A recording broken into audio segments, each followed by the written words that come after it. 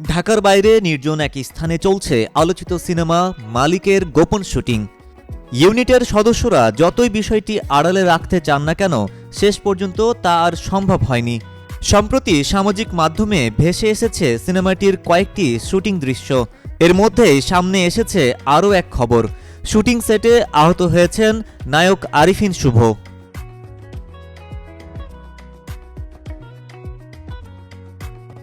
জানা গেছে, একটি জটিল অ্যাকশন দৃশ্য ধারণের সময় দুর্ঘটনা ঘটেছে।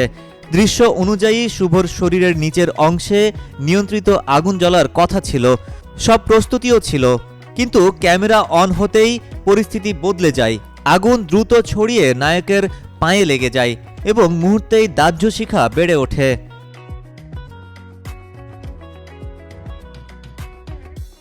শুটিং ইউনিটের একাধিক সদস্যের বরাতে জানা যায়, আগুন ধরতে যাওয়ার পর শুভ প্রথমে নিজেই তা নেভানোর চেষ্টা করেন, কিন্তু আগুন এত দ্রুত বাড়তে থাকে যে তিনি ভারসাম্য হারিয়ে পড়ে যান। সঙ্গে সঙ্গেই স্ট্যান্ড টিম ও ইউনিটের কর্মীরা দৌড়ে এসে আগুন নেভান। আগুন নিভে গেলেও শুভর পায়ে দগ্ধদাগ স্পষ্টভাবে দেখা যায়।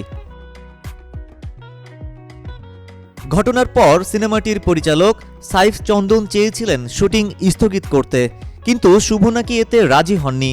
প্রাথমিক চিকিৎসা নিয়ে তিনি ক্যামেরার সামনে দাঁড়ান এবং নির্ধারিত দিনের কাজ পুরোপুরি শেষ করেন। অ্যাকশন ঘরানোর সিনেমা মালিক আগামী ঈদুল ফিতরের মুক্তির লক্ষ্যে নির্মাণ করা হচ্ছে। এতে শুভর বিপরীতে আছেন বিদ্যা সিনহা মিম। গল্প লিখেছেন সিদ্দিক আহমেদ।